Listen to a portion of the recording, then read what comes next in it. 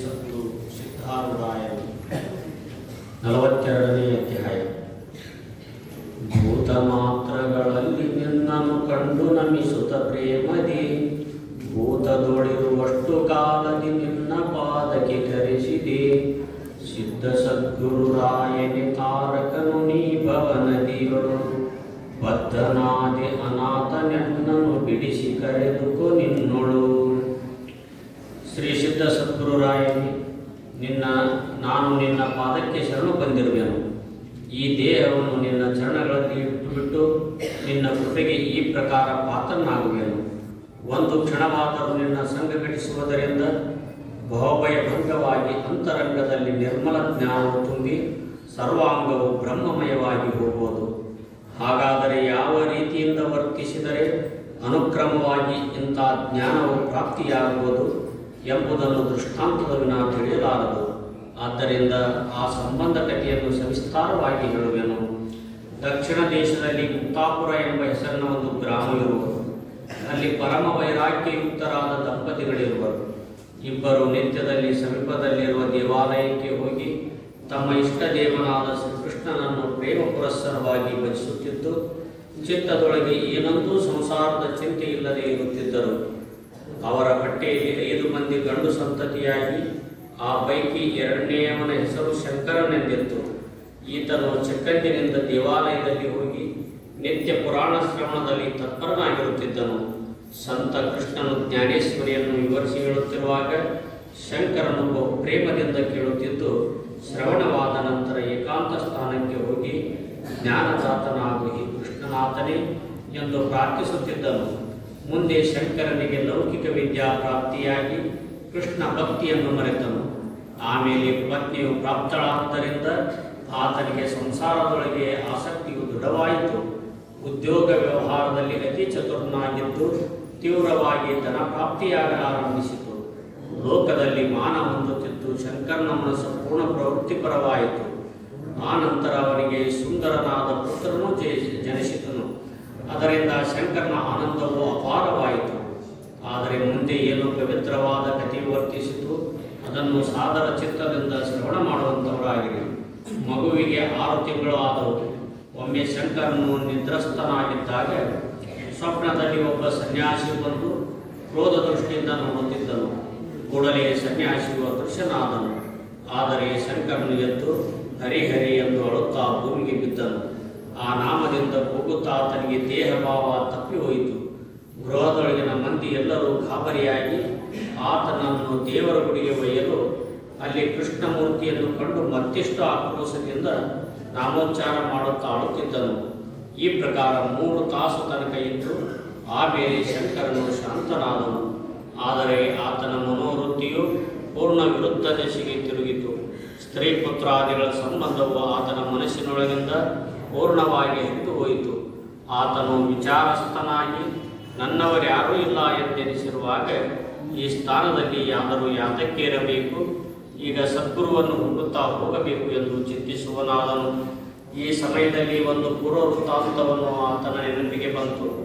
ಶಂಕರನು ಚಿಕ್ಕ ಹುಡುಗನಿರುವಾಗ ಒಬ್ಬ ವೃದ್ಧನು ಅವನಿಗೆ ಹೇಳಿದ್ದೇನೆಂದರೆ, ನಾನು ಹುಬ್ಬಳ್ಳಿಗೆ ಹೋದಾಗ ಅಲ್ಲಿ ತತ್ವವೇತ್ತರಾಗಿರುವ ಪ್ರಸಿದ್ಧ ಮಹಾತ್ಮರಾದ ಸಿದ್ಧಾರೂಢರೆಂಬುವರನ್ನು ಕಂಡಿದ್ದೇನೆ. ಈ ಮಾತು ಆತನು ನೆನೆಸಿ ಹುಬ್ಬಳ್ಳಿಯಲ್ಲಿರುವ ಸಿದ್ಧಾರೂಢರ ಕಡೆಗೆ ಹೋಗಬೇಕೆಂದು ಮನಸ್ಸಿನಲ್ಲಿ ನಿರ್ಧರಿಸಿದನು. ಹೀಗೆ ನಿಶ್ಚಯಿಸಿ ಒಂದು ದಿವಸ ಮನೆಯಲ್ಲಿ ಯಾರಿಗೂ ತಿಳಿಸದೆ ಆತನು ಪೂರ್ವಾಭಿಮುಖವಾಗಿ ಹೊರಟು ಹೋದನು.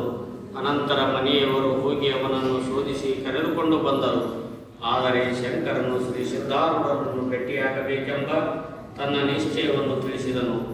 ಆಗ ಒಬ್ಬ ಮಿತ್ರನ ಜೊತೆಯಲ್ಲಿ ಕೊಟ್ಟು ಆತನನ್ನು ಹುಬ್ಬಳ್ಳಿಗೆ ಕಳಿಸುವಂಥವರಾದರು. ಶಂಕರನು ಹುಬ್ಬಳ್ಳಿಗೆ ಬಂದು ಶ್ರೀ ಸಿದ್ಧಾರೂಢರನ್ನು ಕಂಡು ಬಹು ಪ್ರೇಮದಿಂದ ಸಾಷ್ಟಾಂಗ ನಮನವನ್ನು ಮಾಡಿದನು. ತನ್ನ ಸಾಧ್ಯಂತ ವೃತ್ತಾಂತವನ್ನು ಸದ್ಗುರುಗಳ ಮುಂದೆ ನಿವೇದಿಸಿ, ಹೇ ದಯಾನಿಧಿಯೇ, ನಾನು ಸಂಸಾರದಲ್ಲಿ ಇರಲಾರನು, ಪರಮಾರ್ಥವನ್ನು ಯಾವ ರೀತಿಯಿಂದ ಸಾಧಿಸಿಕೊಂಡೇನೋ ಎಂದು ಪ್ರಾರ್ಥಿಸಿದ್ದನ್ನು ಕೇಳಿ ಸದ್ಗುರುರಾಯನು, ನೀನು ನಾಮಸ್ಮರಣೆಯನ್ನು ದೃಢವಾಗಿ ಮಾಡುತ್ತಿರು. ಸದ್ಯದಲ್ಲಿ ನೀನು ಧ್ಯಾನಕ್ಕೆ ಅಧಿಕಾರಿ ಇರುವುದು, ಆದರೆ ಮುಂದೆ ಜ್ಞಾನಕ್ಕೆ ಪಾತ್ರನಾಗುವಿ ಎಂದು ಅಂದರು. ಈ ಅಮೃತ ಸಮಾನವಾದ ಗುರುವಾಕ್ಯವು ಶಂಕರನ ಕರ್ಣದೊಳಗೆ ಬಿದ್ದ ಕೂಡಲೇ ಹೃದಯದಲ್ಲಿ ಅತ್ಯಂತ ಸುಖವನ್ನು ಹೊಂದಿ ಚಿತ್ತದಲ್ಲಿ ಶಂಕೆರಹಿತನಾದನು. ಸದ್ಗುರು ವಚನವನ್ನು ಗಟ್ಟಿಯಾಗಿ ಹೃದಯದಲ್ಲಿ ಧಾರಣೆ ಮಾಡಿ ತನ್ನ ಸ್ವಗ್ರಾಮಕ್ಕೆ ಹೋದನು. ಅಲ್ಲಿ ಸರ್ವ ಕರ್ಮ ಧರ್ಮಗಳನ್ನು ತ್ಯಜಿಸಿ ನಾಮಸ್ಮರಣೆ ಮಾಡುವುದಕ್ಕೋಸ್ಕರ ಅರಣ್ಯ ಪ್ರದೇಶದಲ್ಲಿ ಹೋಗಿ ಕುಳಿತನು. ಅಲ್ಲಿ ಅವನಿಗೆ ಒಂದು ಗುಡಿಸಲು ಕಟ್ಟಿಕೊಟ್ಟರು. ಶಂಕರನು ರಾತ್ರಿ ಹಗಲು ಏಕಾಂತದೊಳಗಿರುತ್ತಿದ್ದು ಸದ್ಗುರು ಚಿಂತನವನ್ನು ಮಾಡುತ್ತಾ ಇದ್ದನು. ಸ್ವಹಸ್ತದಿಂದ ಅನ್ನವನ್ನು ಬೇಯಿಸಿ ರುಚಿ ವಿಷಯ ತ್ಯಾಗಕ್ಕೋಸ್ಕರ ಅದರೊಳಗೆ ನೀರು ಹಾಕಿಕೊಂಡು ಸಿದ್ಧಾರ್ಪಣವೆಂದು ನುಗ್ಗುತ್ತಿದ್ದನು. ನಿತ್ಯ ಏಕಾಂತದಲ್ಲಿದ್ದು ನಾಮಸ್ಮರಣೆ ಮಾಡುತ್ತಿರುವುದರಿಂದ ಚಿತ್ತವು ಅತ್ಯಂತ ನಿರ್ಮಲವಾಗಿ ಭೇದ ಭಾವನೆಯೆಲ್ಲ ನಿರಸನವಾಯಿತು. ಒಂದಾನೊಂದು ದಿವಸ ಉಣ್ಣುತ್ತಿರುವಾಗ ಒಂದು ಕರಿನಾಯಿಯು ಒಳಗೆ ಬಂದು ಅವನು ಉಣ್ಣುತ್ತಿರುವ ತಾಟಿನೊಳಗೆ ಬಾಯಿ ಹಾಕಿ ಸುಖದಿಂದ ಉಣಲಾರಂಭಿಸಿತು. ಸದ್ಗುರು ಪ್ರಸಾದವೆಂದು ಶಂಕರನು ಭಾವಿಸಿ ಆ ನಾಯಿಯ ಕೂಡ ಅದೇ ತಾಟಿನೊಳಗಿಂದ ತಾನಾದರೂ ಉಣ್ಣುತ್ತಾ ಇದ್ದನು. ಭೋಜನಾನಂತರ ಶಂಕರನು ಆ ಶ್ವಾನಕ್ಕೆ ನಮಸ್ಕರಿಸಿ ಕಳುಹಿಸಿದನು. ಶ್ವಾನವು ಆ ಸ್ಥಾನದಲ್ಲಿಯೇ ಉಳಿಯಿತು ಮತ್ತು ನಿತ್ಯದಲ್ಲಿ ಶಂಕರನು ಅದು ಒಂದೇ ಪಾತ್ರೆಯೊಳಗೆ ಉಣ್ಣುತ್ತಿದ್ದರು. ಆ ನಾಯಿಯು ಮಲವನ್ನು ತಿಂದಿದ್ದು ನೋಡಿದರೆ ಶಂಕರನು ತನ್ನ ಸ್ವಹಸ್ತದಿಂದ ಅದರ ಮುಖವನ್ನು ತೊಳೆದು ಅನಂತರ ಅದರ ಕೂಡ ಉಣ್ಣುತ್ತಿದ್ದನು. ಈ ಪ್ರಕಾರ ದಿನೇ ದಿನೇ ನಡೆಯುತ್ತಿರುವಾಗ ದೇಹ ಬುದ್ಧಿಯು ಜಾಡಿಸಿ ಹೋಗಿ ಆತನಿಗೆ ಪೂರ್ಣ ನಿರಭಿಮಾನ ಸ್ಥಿತಿಯು ಪ್ರಾಪ್ತವಾಯಿತು. ಸರ್ವಭೂತಗಳಲ್ಲಿಯೂ ಸದ್ಗುರು ಭಾವನೆಯನ್ನು ಮಾಡುವಂಥವನಾದನು. ಯಾವ ಆತನು ಭೂತ ಮಾತ್ರಗಳನ್ನು ನಮಸ್ಕರಿಸುವನು ಆತನೇ ಅನಂತವಾಗಿರುವ ಪರಮಾತ್ಮನನ್ನು ತೊಡಗಿಸಿಬಿಟ್ಟಿರುವನು ಎಂದು ಇರುವ ಶ್ರೀ ತುಕಾರಾಮರ ವಚನಕ್ಕೆ ಅನುಸರಿಸಿ ವರ್ತಿಸಬೇಕೆಂದು ಶಂಕರನು ಮನಸ್ಸಿನಲ್ಲಿ ನಿಶ್ಚಯಿಸಿದನು. ಈ ಕಾಲದಲ್ಲಿ ಇದೇ ಸಾಧನ ಸಂಬಂಧಿ ಇರುವ ಒಂದು ಶ್ಲೋಕವನ್ನು ಭಾಗವತ ಪುರಾಣ ಏಕಾದಶ ಸ್ಕಂದದಲ್ಲಿ ನೋಡಿದನು. ಅದನ್ನು ಇಲ್ಲಿ ಹೇಳುವೆನು, ಸಾವಧಾನ ಚಿತ್ತದಿಂದ ಕೇಳಿರಿ. ಶ್ಲೋಕ: ವಿಸೃಜ್ಯ ಸ್ಮಯಮಾನಾನ್ ಸ್ವಾಂದೃಶಂ ಕ್ರೀಡಾಂಚ ದೈಹಿಕಂ ಪ್ರಣಮೇ ದಂಡವತ್ ಭೂಮಾವಸ್ವ ಚಾಂಡಾಲ ಗೋಕರಾನ್. ತನ್ನ ಇಷ್ಟ ಮಿತ್ರರು, ಬಂಧು ಬಾಂಧವರು, ಪತ್ನಿ ಪುತ್ರಾದಿಗಳೆಲ್ಲರೂ ನೋಡುತ್ತಿರುವಾಗ ನಮಸ್ಕಾರ ಮಾಡಲಿಕ್ಕೆ ನಾಚಿಕೆ ಬರುತ್ತದೆ. ಈ ಪ್ರಕಾರದ ಲಜ್ಜೆಯು ದೇಹ ಬುದ್ಧಿ ಸಂಬಂಧವೆಂದು ತಿಳಿದು ಅದನ್ನು ಬಿಟ್ಟು ಅಶ್ವ, ಚಾಂಡಾಲ, ಗೋಕರಾದಿಗಳನ್ನು ದಂಡವತ್ ಸಾಷ್ಟಾಂಗ ನಮನ ಮಾಡಬೇಕು. ಶಂಕರನ ಮನಸ್ಸಿಗೆ ಹೀಗೆ ಭಾಷಿತಲ್ಲ.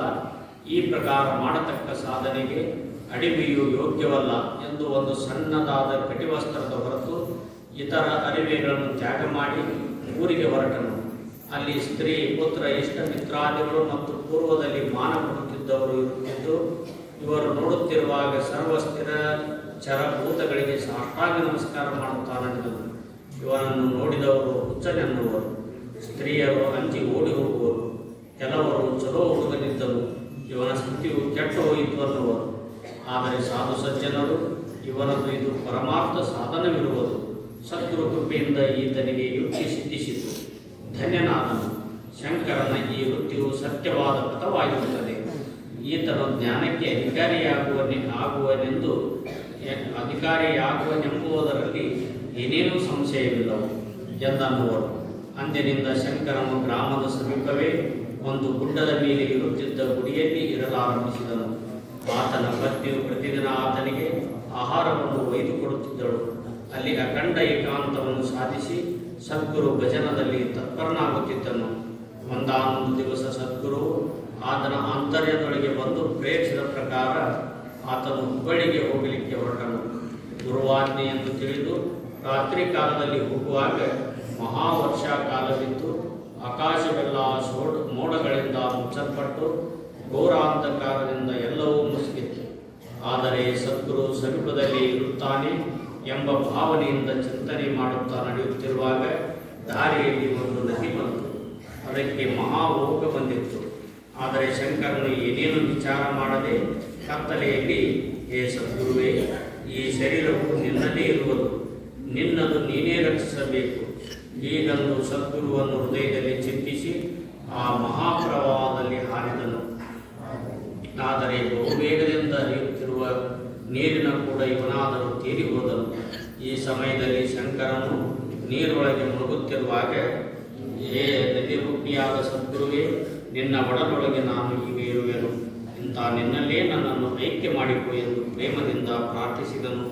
ಆ ಕ್ಷಣವೇ ಅಲ್ಲೇ ಸದ್ಗುರು ಪ್ರಕಟನಾದನು. ಆ ತೇಜಯುಕ್ತನಾದ ಸದ್ಗುರು ಸಿದ್ಧಮೂರ್ತಿಯು ಪ್ರವಾಹದ ಮೇಲೆ ಕುಳಿತುಕೊಂಡಂತೆ ಕಾಣಿಸುತ್ತಿದ್ದು, ಶಂಕರನನ್ನು ಕೈ ಹಿಡಿದು ಎತ್ತಿ ಪರತೀರಕ್ಕೆ ಆತನನ್ನು ಕರೆದುಕೊಂಡು ಹೋಗುತ್ತಿದ್ದನು. ದಂಡಿಗೆ ಮುಟ್ಟಿಸಿದ ಕೂಡಲೇ ಶಂಕರನು ಆ ಕರುಣಾಕರನ ಪಾದಕ್ಕೆ ಬಿದ್ದು, ಏ ಗುರುವರನೇ, ಈಗ ನನ್ನ ಸಂಗಡನೆ ಇರು, ನನ್ನನ್ನು ಬಿಟ್ಟು ಹೋಗಬೇಡ ಎಂದು ಅಂದದ್ದಕ್ಕೆ ಸದ್ಗುರು, ನಾನು ನಿನಗೆ ಬೇರೆಯಾಗಿಲ್ಲ, ನನ್ನ ರೂಪವನ್ನೇ ನೀನು ಸರ್ವತ್ರದಲ್ಲಿಯೂ ಕಾಣುವಾಗ ನನ್ನನ್ನು ಬಿಟ್ಟು ನೀನು ಹೇಗಿರುವಿ? ಏನೇನೂ ಚಿಂತೆ ಇಲ್ಲದೆ ನೀನು ಹುಬ್ಬಳ್ಳಿಗೆ ಬಾ, ಅಲ್ಲಿ ಬಂದು ನನ್ನ ಸನ್ನಿಧಿಯಲ್ಲಿ ಕೆಲ ಕಾಲ ನೀನು ಇರುವೆ. ಈಗಂದು ಸದ್ಗುರು ಅದೃಶ್ಯನಾದನು. ಶಂಕರನಾದನು ಸದ್ಗುರು ಚಿಂತನೆಗೈಯುತ್ತಾ ಆನಂದದಿಂದ ಮುಂದೆ ನಡೆದನು. 2 ದಿನ ಅನ್ನದ್ಯಸೆಯಿಂದ ಸಹ ತಡೆಯದೆ ಅಖಂಡ ನಡೆದನು. ಆಗ ಆತನ 2 ಕಾಲುಗಳು ಬಾತು ನಡೆಯಲಾರದೆ ಒಂದು ಧರ್ಮಶಾಲೆಯಲ್ಲಿ ಬಿದ್ದನು. 2 ದಿವಸ ಅನ್ನವಿಲ್ಲದೆ ಶರೀರದಲ್ಲಿ ಶಕ್ತಿಯೂ ಇದ್ದಿಲ್ಲ. ಕಾಲುಗಳಾದರೂ ಬಾತು ಉಪ್ಪಿ ಎತ್ತಿಡುವುದು ಅಸಾಧ್ಯವಾಯಿತು. ಆದರೂ ಶಂಕರನು ನಿಶ್ಚಿಂತನಾಗಿ ಸಿದ್ಧ ಸ್ಮರಣೆ ಹೊರತು 2ನೇ ಶಬ್ದ ಉಚ್ಚರಿಸುತ್ತಿದ್ದಿಲ್ಲ. ಯಾವಾತನನ್ನು ವರ್ಣಿಸತೀರದೋ ಆ ಭಕ್ತ ಕರುಣಾಕರನಾದ ಗುರುನಾಥನು ಭಕ್ತನ ಸಂಕಷ್ಟವನ್ನು ತಿಳಿದು ಬ್ರಾಹ್ಮಣ ರೂಪವನ್ನು ತೊಟ್ಟು ಶಂಕರನಿದ್ದರಿಗೆ ಬರುವಂಥವನಾದನು. ಅನಾಥನಾಗಿ ಬಿದ್ದಿರುವ ಶಂಕರನನ್ನು ನೋಡಿ ಆ ದಯಾಸಾಗರನೆ ಕಣ್ಣೊಳಗಿಂದ ಅಶ್ರುಪಾತವಾಗಲಾರಂಭಿಸಿ ಅವನನ್ನು ಕುರಿತು, ನಿನ್ನನ್ನು ಪಾಲನೆ ಮಾಡುವವರು ಯಾರೂ ಇಲ್ಲವಲ್ಲ, ನಿನ್ನ ಇಚ್ಛೆ ಏನಿದೆ ನನಗೆ ಹೇಳು ಎಂದು ಕೇಳಿದ್ದಕ್ಕೆ ಶಂಕರನು, ಹುಬ್ಬಳ್ಳಿಗೆ ಹೋಗಿ ಅಲ್ಲಿ ಗುರುಚರಣವನ್ನು ರಾತ್ರಿ ಹಗಲು ಸೇವಿಸುತ್ತಿರಬೇಕೆಂಬುದೊಂದೇ ಇಚ್ಛೆಯು ನನಗಿರುವುದು ಎಂದು ಉತ್ತರ ಕೊಟ್ಟನು. ಆಗ ಬ್ರಾಹ್ಮಣನು, ನಿನ್ನ ಕಾಲುಗಳು ಬಾತಿರುವು, ಅನ್ನವಿಲ್ಲದೆ ದೇಹದಲ್ಲಿ ಶಕ್ತಿಯೂ ಇಲ್ಲವು, ಹೀಗಿರುತ್ತಾ ಈ ಸಮಯದಲ್ಲಿ ಹುಬ್ಬಳ್ಳಿಗೆ ಹೇಗೆ ಹೋಗುವಿ? ಇಲ್ಲೇ ಕೆಲ ದಿನ ನೀನು ಇರಬೇಕಾಗುವುದು ಎಂದು ಹೇಳಿ ಆತನು ಹೋಗಿ ಎಣ್ಣೆಯನ್ನು ತಂದು ತಾನೇ ಶಂಕರನ ಕಾಲುಗಳಿಗೆ ಹಚ್ಚಿ ಇಡುತ್ತಿದ್ದನು ಮತ್ತು 2 ವೇಳೆ ಅನ್ನವನ್ನು ತಂದು ಕೊಡುತ್ತಿದ್ದನು. 3 ದಿವಸಗಳಲ್ಲಿ ಶಂಕರನ ಕಾಲುಗಳು ನೆಟ್ಟಗಾದವು ಮತ್ತು ದೇಹದಲ್ಲಿ ಶಕ್ತಿಯೂ ಬಂತು. ಆಗ ಬ್ರಾಹ್ಮಣನು ಶಂಕರನ ಕೈಯಲ್ಲಿ ರೂಪಾಯಿಗಳನ್ನು ಕೊಡುವಾಗ ಅವನು ತೆಗೆದುಕೊಳ್ಳದೆ, ನನ್ನನ್ನು ಆಸೆಗೆ ಹಚ್ಚಬೇಡ, ನಿನ್ನ ಉಪಕಾರವು ನನ್ನಿಂದ ಮರೆಯಲು ಸಾಧ್ಯವು, ಆದರೆ ನಾನು ಈಗ ಹುಬ್ಬಳ್ಳಿಗೆ ಹೊರಟು ಹೋಗುವೆನು.